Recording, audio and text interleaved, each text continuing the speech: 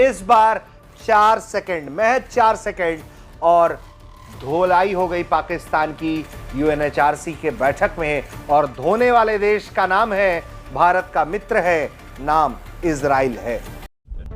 And when bin Laden was eliminated in Pakistan, the question asked was not why target a terrorist on foreign soil. No one asked that question.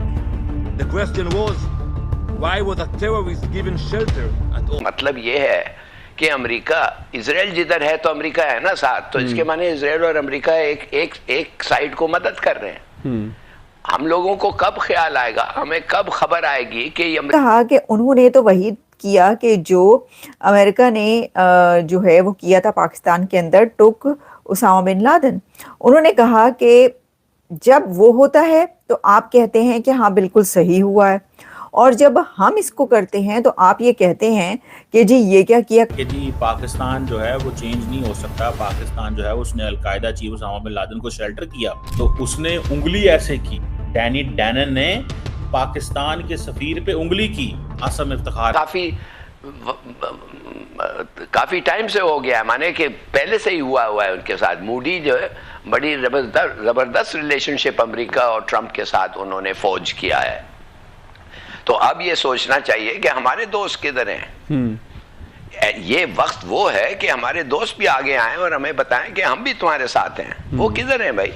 Iran तो कह रहा है कि नमस्कार दोस्तों, स्वागत है आप सभी का हमारे चैनल पर एक बार फिर से। दोस्तों हम आज बात करने जा रहे हैं, जैसे कि आपको पता होगा, यूएनसी की बैठक के अंदर इजराइल ने पाकिस्तान को बोलने तक नहीं दिया और उन्होंने उनकी बोलती बंद कर दी है।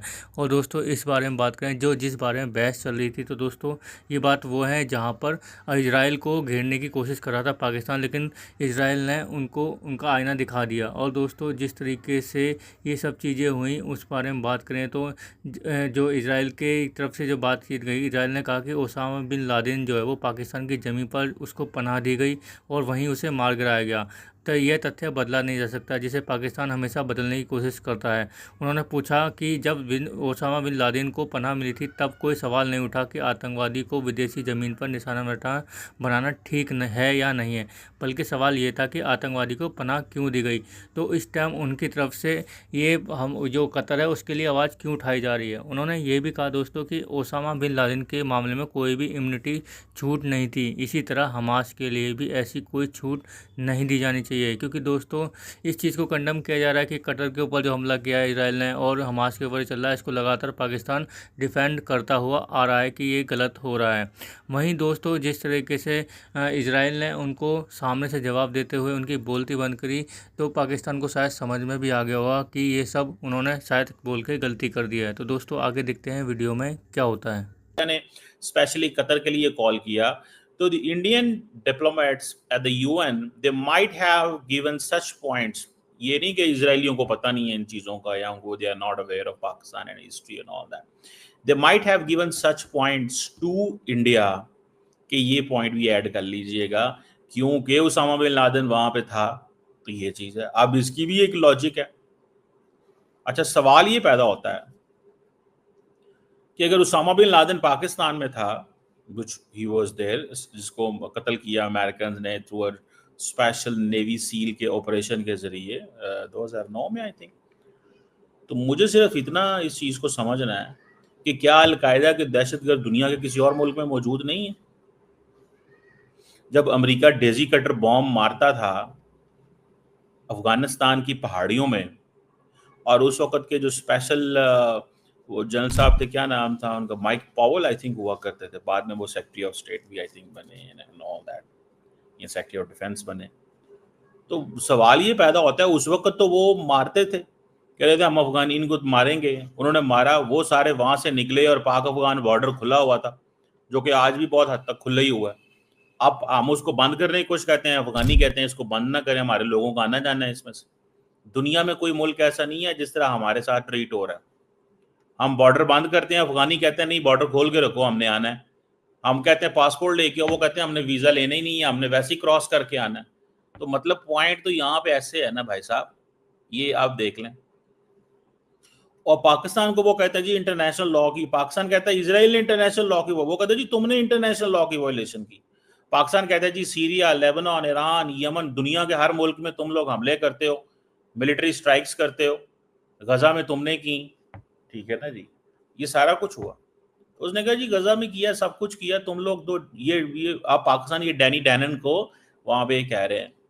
वो कहता है जिस तरह 9/11 अमेरिका के लिए, 7 अक्टूबर इसराइल के लिए। अच्छा, सवाल ये पैदा होता है, हर मुल्क ने एक 7 अक्टूबर बनाया हुआ है, पाकिस्तान के अंदर 90,000 बंदा मार गया, पाकिस्तान जो है वो कोई इस तरह की जो आइकॉनिक चीज एस्टेब्लिश नहीं करता। ठीक है, एपीएस में जो अटैक हुआ था दैट इज देयर, उसकी हमें जो है वो समझ आती है, but the point here is कि एपीएस अटैक को क्या आपने वो सिंबलाइज किया या कितनी देर सिंबलाइज करके रखा, ये थोड़ा सा पॉइंट जो है ना that is interesting by the way. ठीक है, इस पॉइंट को थोड़ा स्टडी करना चाहिए हमें।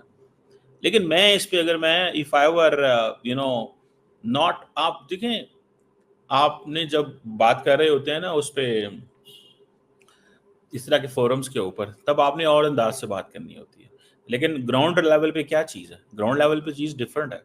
सवाल ये पैदा होता है कि जब अलकायदा अफगानिस्तान में थी और अलकायदा को बनाया किसने, और अरब वर्ल्ड से इनको रिक्रूट कौन कर करके अफगानिस्तान लाता था, अरब वर्ल्ड से इनको रिक्रूट कर करके कौन अफगानिस्तान लाता था, किसने। तो दोस्तों आपने देखा पाकिस्तानी मीडिया के रिएक्शन, उनके रिएक्शन देखने के बाद में दोस्तों जिस तरह से जफ़र इलाली को आपने सुना होगा या फिर कमर चीमा को सुना होगा, उनकी दोस्तों साफ साफ बौखलाहट दिख भी रही है। और दोस्तों वहीं दूसरी ओर जिस तरह से हमने आपको बताया, डैनी डैनोन ने यूएनसी के कानून और उस शर्त पर फैसले को याद दिलाया जिसमें कहा गया था कि कोई देश आतंकवाद को पनाह नहीं दे सकता है, ना ही आतंक को पोषित कर सकता है, और जिन्होंने ऐसा किया है उनको सुरक्षा परिषद के बाध्यधिकारी दायित्व का उल्लंघन करना माना जाएगा। उन्होंने डबल स्टैंडर्ड की बात की दोस्तों, यानी कि कुछ देशों पर अलग मानक लगाए जाते हैं, इजराइल पर इस प्रकार का है और दूसरों पर दूसरे प्रकार का।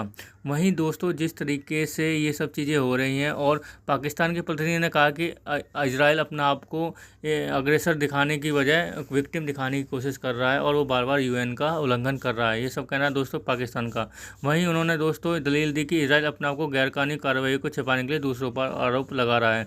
लेकिन दोस्तों अगर हम इस बारे में बात करें कि ओसामा बिन लादेन को मई 2011 में अमेरिका के अबोटाबाद पाकिस्तान में मार गिराया था, उस घटना के बाद पाकिस्तान पर यह आरोप लगे हुए हैं कि उसने आतंकवाद को पनाह दी थी।